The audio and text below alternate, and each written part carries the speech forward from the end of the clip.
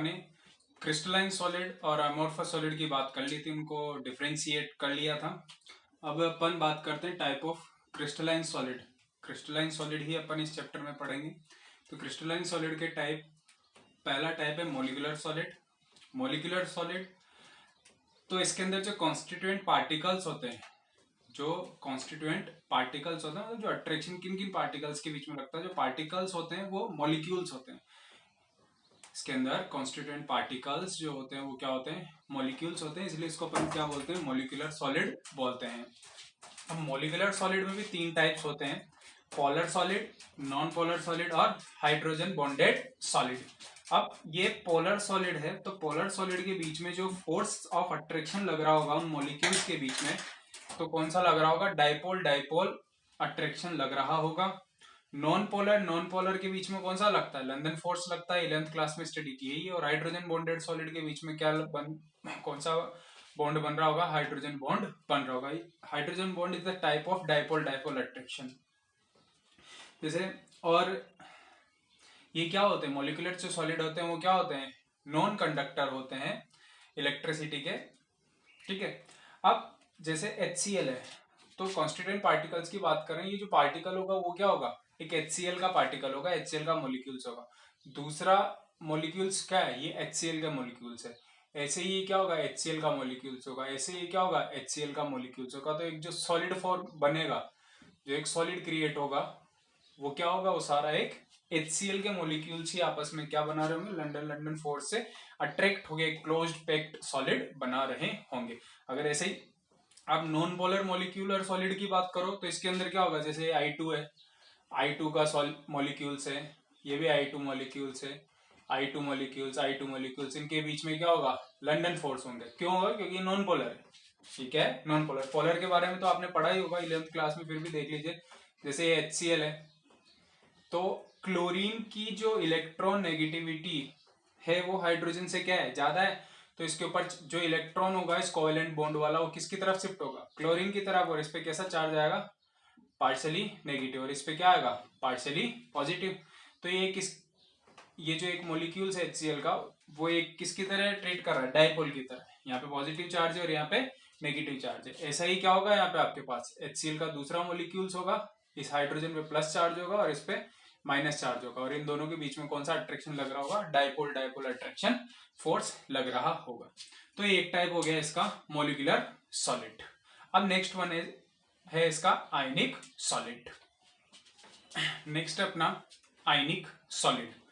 ठीक है, ये किसके टाइप चल रहे हैं, क्रिस्टलाइन सॉलिड के। पहला अपन ने पढ़ लिया था मॉलिक्यूलर सॉलिड, दूसरा है आयनिक सॉलिड। तो आयनिक सॉलिड में जो कॉन्स्टिट्यूएंट पार्टिकल्स होते हैं वो क्या होते हैं, नाम से पता चल रहा है, आयंस होते हैं। केटायन होगा तो दूसरा क्या होगा, एनायंस। केटायन और एनायन के बीच में जो फोर्स लगता है वो कौन सा लगता है, इलेक्ट्रोस्टैटिक फोर्स लगता है। कौन सा लगता है, इलेक्ट्रोस्टैटिक फोर्स ऑफ अट्रैक्शन लगता है। तो इसके अंदर जो कॉन्स्टिट्यूएंट पार्टिकल्स होंगे वो क्या होंगे, आयंस होंगे। जैसे आपके पास क्या है, Na प्लस है और Cl माइनस है, फिर आपके पास क्या आ गया, Na प्लस आ गया, Cl माइनस आ गया। इस तरह से इनके बीच में कौन सा अट्रैक्शन लगेगा, इस तरह से पार्टिकल्स के बीच में कौन सा अट्रैक्शन लग रहा होगा, इलेक्ट्रोस्टैटिक फोर्स ऑफ अट्रैक्शन लग रहा होगा। कुछ एग्जांपल लिख रहे NaCl, KNO3, ZnS, MgO। NaCl ZnS का स्ट्रक्चर अपन स्टडी करेंगे इसके अंदर पूरा ही। आयनिक सॉलिड जो प्योर सॉलिड के अंदर तो किसकी तरह एक्ट करते हैं, इंसुलेटर की तरह। लेकिन अगर मोल्टन स्टेट और एक्वस फेज की बात करें, एक्वस सॉल्यूशन की बात करें, तो आयनिक सॉलिड कंडक्टर की तरह ट्रीट करते हैं। क्यों करते हैं, क्योंकि मोल्टन स्टेट और एक्वस सॉल्यूशन के अंदर ये किसके अंदर ब्रेक हो जाते हैं, अपने आयंस में, और आयंस के फ्लो के कारण ये इलेक्ट्रिसिटी क्या करते हैं, शो करते हैं। तो बहुत अच्छा क्वेश्चन आता है कि आयनिक सॉलिड प्योर सॉलिड स्टेट में तो कैसे ट्रीट करते हैं, इंसुलेटर की तरह, लेकिन मोल्टन स्टेट और एक्वस फेज में किसकी तरह एक्ट करते हैं, ये कंडक्टर की तरह एक्ट करते हैं, कंडक्टर की तरह ट्रीट करते हैं। तो नेक्स्ट सॉलिड है मेटेलिक सॉलिड।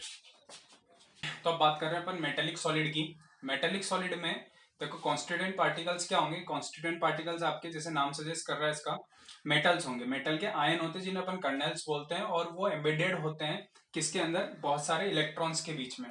ठीक है, तो एक सी ऑफ डीलोकलाइज्ड इलेक्ट्रॉन है जिसके अंदर कौन ट्रैप्ड है, मेटल के आयन ट्रैप्ड है। और इन दोनों इलेक्ट्रॉन्स और मेटल आयंस के बीच में इलेक्ट्रोस्टैटिक फोर्स लगता है, जिसे अपन मेटेलिक बॉन्ड बोलते हैं। क्या बोलते हैं? Metallic bond. Chemical bonding 11th class में पढ़ा होगा मेटेलिक बॉन्ड के बारे में, कि जितना ज्यादा मेटेलिक बॉन्ड की स्ट्रेंथ होती है, जितनी ज्यादा मेटेलिक बॉन्ड की स्ट्रेंथ होती है, उतना ही हार्ड वो सॉलिड बनता है, या वो मेटेलिक बॉन्ड क्या होता है, उतना ही हार्ड होता है या स्ट्रॉन्ग होता है, जितनी ज्यादा उसकी स्ट्रेंथ होती है। तो जितनी ज्यादा मेटेलिक बॉन्ड की स्ट्रेंथ होगी, उतना ही हार्ड क्या होगा? सॉलिड होगा। और क्योंकि जो बॉन्ड की स्ट्रेंथ है वो बहुत ज्यादा है, तो जो मेल्टिंग पॉइंट होंगे वो भी क्या होंगे? बहुत ज्यादा होंगे। यानी जितना ज्यादा स्ट्रेंथ होगा मेटेलिक बॉन्ड का, सॉलिड उतना ही हार्ड होगा और उसका मेल्टिंग पॉइंट भी उतना ही ज्यादा होगा। क्योंकि यहाँ पे क्या है, डीलोकेलाइज्ड इलेक्ट्रॉन है, फ्री इलेक्ट्रॉन है, तो ये किसी भी स्टेट में, चाहे आप मोल्टन स्टेट में ले लो या प्योर सॉलिड स्टेट में ही ले लो, ये क्या होंगे? गुड कंडक्टर होंगे इलेक्ट्रिसिटी के। तो यहाँ पे क्या बात समझ में आई? जो कॉन्स्टिट्यूएंट पार्टिकल्स होते हैं वो क्या होते हैं? मेटल्स के आयन होते हैं, जिन्हें कर्नल्स बोलते हैं, जो इलेक्ट्रॉनों के बीच में एम्बेडेड होते हैं। और जितना ज्यादा मेटेलिक बॉन्ड की स्ट्रेंथ होती है, उतना ही हार्ड सॉलिड होगा और उतना ही ज्यादा उनका मेल्टिंग पॉइंट होगा। और चूंकि यहाँ पे डीलोकेलाइज्ड इलेक्ट्रॉन है, फ्री इलेक्ट्रॉन है, इसके कारण ये क्या होंगे? बहुत अच्छे कंडक्टर होंगे, चाहे वो कोई सी भी स्टेट हो, सॉलिड स्टेट हो या फिर वो मोल्टन स्टेट हो। अब बात करते हैं अपन कोवेलेंट सॉलिड की। Fourth one is the covalent और नेटवर्क सॉलिड। कोवेलेंट सॉलिड तो नाम सजेस्ट कर रहा है कि जो पार्टिकल्स के बीच में जो बॉन्ड बन रहे होंगे वो कोवेलेंट बॉन्ड बन रहे होंगे। ठीक है, इसमें कॉन्स्टिट्यूएंट पार्टिकल्स क्या होते हैं? आपके पास एटम्स होते हैं। क्या होते हैं? एटम्स होते हैं, जनरली नॉन मेटल्स होते हैं, जो कि किससे अटैच्ड होते हैं? कोवेलेंट बॉन्ड से अटैच्ड होते हैं, और एक बहुत बड़ा नेटवर्क बनाते हैं। जैसे आपने 11th में पढ़ा होगा यार, ग्रेफाइट का स्ट्रक्चर है, डायमंड का स्ट्रक्चर है, तो ये क्या बना रहे हैं? एक क्या हो रहा है कि एक मतलब कोवेलेंट बॉन्ड आपस में जुड़ते जा रहे हैं, और क्या बनाते जा रहे हैं? पार्टिकल्स आपस में कोवेलेंट बॉन्ड से जुड़ते जा रहे हैं और बहुत बड़ा एक स्ट्रक्चर बना रहे हैं। आपने ग्रेफाइट और डायमंड का स्ट्रक्चर पढ़ा ही होगा। ठीक है, कुछ एग्जांपल है, SiC है, डायमंड ग्रेफाइट है, सिलिकॉन जर्मेनियम से, SiO2 होता है आपका। SiC को क्या बोलते हैं अपन? कार्बोरंडम। SiC को अपन क्या बोलते हैं? कार्बोरंडम। SiC को क्या बोलते हैं अपन? कार्बोरंडम। कोरंडम भी होता है, कोरंडम Al2O3 होता है। कोरंडम क्या होता है? Al2O3, ये अपन मेटलर्जी के अंदर स्टडी करेंगे। नाउ कुछ प्रॉपर्टी है कि कोवेलेंट बॉन्ड, जो कोवेलेंट सॉलिड होते हैं वो क्या होते हैं? बहुत हार्ड होते हैं, एक्सेप्शन है ग्रेफाइट। और ये क्या होते हैं? इंसुलेटर भी होते हैं, पुअर कंडक्टर भी होते हैं। इसमें भी एक एक्सेप्शन है ग्रेफाइट का। ग्रेफाइट क्या होता है? कंडक्टर होता है, इलेक्ट्रिसिटी का बहुत अच्छा क्या होता है? कंडक्टर होता है। और ये क्या है? वेरी हाई मेल्टिंग पॉइंट इनका होता है। इनके मेल्टिंग पॉइंट कैसे होते हैं? वेरी हाई मेल्टिंग पॉइंट होते हैं। तो ये आपके पास ये जो पढ़ा है अपन ने, ये क्या पढ़ा है अपन ने? Classification of the crystalline solid. तो पहला first one is the molecular solid. Molecular solid में भी क्या होता है? मॉलिक्यूल्स कॉन्स्टिट्यूएंट पार्टिकल्स होते हैं। तो जहां पे भी मॉलिक्यूल्स आए और आपसे पूछा जाए कि इनमें मोलिकुलर सॉलिड कौन से हैं, तो जो मॉलिक्यूल्स बन रहे होंगे, जो मॉलिक्यूल्स होंगे, तो मॉलिक्यूल्स क्या है? मोलिकुलर सॉलिड के कॉन्स्टिट्यूएंट पार्टिकल्स होते हैं, जैसे H2O हो गया, HCl हो गया, I2 हो गया, Cl2 हो गया। तो ये सब किस में आ जाएंगे? मॉलिकुलर सॉलिड के अंदर आ जाएंगे। उसमें 3 कैटेगरी में अपन ने उसको कैटेगराइज किया था, पोलर, नॉन पोलर और hydrogen bonded solid. Second one is the ionic solid था, जिसके अंदर केटायन और एनायन के बीच में इलेक्ट्रोस्टैटिक फोर्स ऑफ अट्रैक्शन लगता है। यानी वहां पे कॉन्स्टिट्यूएंट पार्टिकल्स क्या हो गए? आयंस, जिनको अपन इजीली पहचान सकते हैं, जैसे K2SO4 हो गया, NaCl हो गया, ZnS हो गया। ठीक है, वो बहुत उनके जो मेल्टिंग पॉइंट होते हैं वो क्या होते हैं? हाई होते हैं। सबसे मेन इंपॉर्टेंट बात अपन ने बताई थी कि प्योर सॉलिड स्टेट के अंदर जो आयनिक सॉलिड होता है, यानी एक तो सॉलिड स्टेट और दूसरी क्या है? मोल्टन स्टेट है। किसकी? आयोनिक सॉलिड की। जैसे मान लो NaCl है, अगर NaCl प्योर किसके अंदर है? सॉलिड स्टेट में है, तो वो इंसुलेटर है। लेकिन अगर वहीं आप उसको मोल्टन स्टेट या एक्वस सॉल्यूशन में ले लोगे, तो वो क्या हो जाएगा? कंडक्टिविटी शो करने लगेगा, इलेक्ट्रिसिटी शो करने लगेगा। क्यों? क्योंकि मोल्टन स्टेट या एक्वस सॉल्यूशन के अंदर वो अपने आयंस में ब्रेक हो जाएगा, और आयंस में ब्रेक हो जाएगा तो फ्लो ऑफ द आयंस के कारण क्या होगा? कंडक्टिविटी या इलेक्ट्रिसिटी शो करेगा।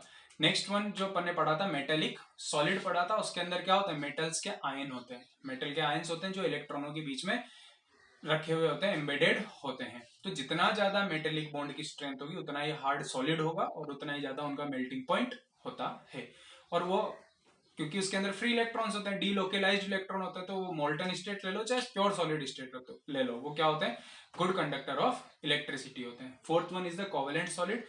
इसके अंदर क्या होते हैं, एटम्स होते हैं, जनरली नॉन मेटल्स होते हैं जो कोवेलेंट बॉन्ड के थ्रू जुड़े हुए होते हैं और बहुत लार्ज स्ट्रक्चर का निर्माण करते हैं। इसलिए इसको अपन क्या बोलते हैं, नेटवर्क सॉलिड भी बोलते हैं। इनके जो मेल्टिंग पॉइंट होते हैं बहुत ज्यादा हाई होते हैं और ये बहुत हार्ड होते हैं, एक्सेप्शन है ग्रेफाइट का, और ये इंसुलेटर भी होते हैं। इसमें भी एक्सेप्शन है कौन, ग्रेफाइट। तो ये अपन ने क्या क्या पढ़ा आज, कुछ इंट्रोडक्शन पढ़ा सॉलिड के बारे में। अब नेक्स्ट लेक्चर में अपन देखेंगे कि सॉलिड के स्ट्रक्चर्स क्या होते हैं, अलग अलग क्रिस्टल स्ट्रक्चर के बारे में स्टडी करेंगे। उससे पहले उनकी कुछ टर्म्स के बारे में स्टडी करेंगे। तो ये सिंपल सा इंट्रोडक्शन था सॉलिड के बारे में। देखो यार, अपन ने पढ़ा था अमोर्फस सॉलिड के बारे में पढ़ा था। तो एक बात बता दूं, अमोर्फस एक सिलिकॉन होता है जो किस काम में आता है, वो एक फोटोवोल्टेइक सेल होता है। फोटोवोल्टेइक सेल, जैसे वोल्टेइक सेल के इनके बारे में अपन इलेक्ट्रोकेमिस्ट्री में पढ़ेंगे।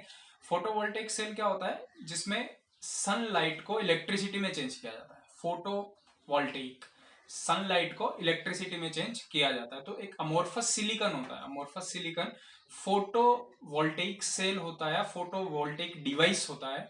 फोटोवोल्टेइक डिवाइस बोले तो अच्छा है। फोटोवोल्टेइक डिवाइस है जो किसको किस में चेंज करता है, सनलाइट को इलेक्ट्रिसिटी में चेंज करता है।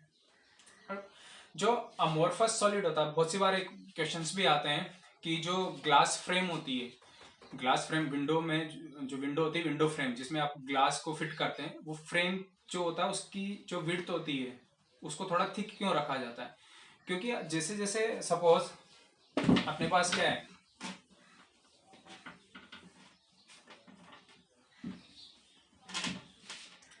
आपके पास क्या है, सपोज फ्रेम है, फ्रेम में क्या लगा रखा है आपने, ग्लास रखा है। Glass is the example of amorphous solid. अब कुछ सालों बाद क्या होगा, जैसे जैसे ये थोड़ा गर्मी वर्मी आएगी, हीट लगेगी, तो इसके अंदर क्या होता है, इसके पार्टिकल्स, क्योंकि ये क्या है, अमोर्फस सॉलिड, और अमोर्फस सॉलिड होता है क्या है, लिक्विड से बना होता है।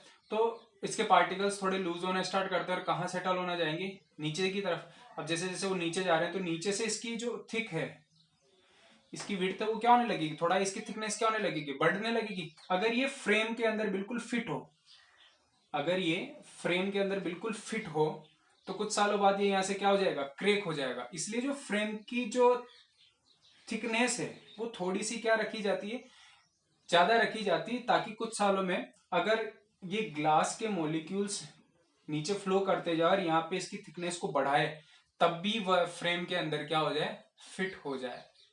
तो बहुत सी बार ऐसा क्वेश्चन आ जाता है कि ग्लास फ्रेम की जो थिकनेस है वो थोड़ी ज्यादा क्यों होती है, उसको थोड़ा थिक क्यों रखा जाता है, क्योंकि glass is an amorphous solid. कुछ सालों बाद जो पार्टिकल्स है वो नीचे की तरफ फ्लो करने लगेंगे, तो यहाँ पे जो इसकी विड्थ है, इसकी चौड़ाई है, ठीक है, इसकी मोटाई है, कुछ भी बोलो, उसको क्या कर देंगे, बढ़ा देंगे, तो ग्लास फ्रेम में ये फिट नहीं हो पाएगा, क्रैक हो जाएगा।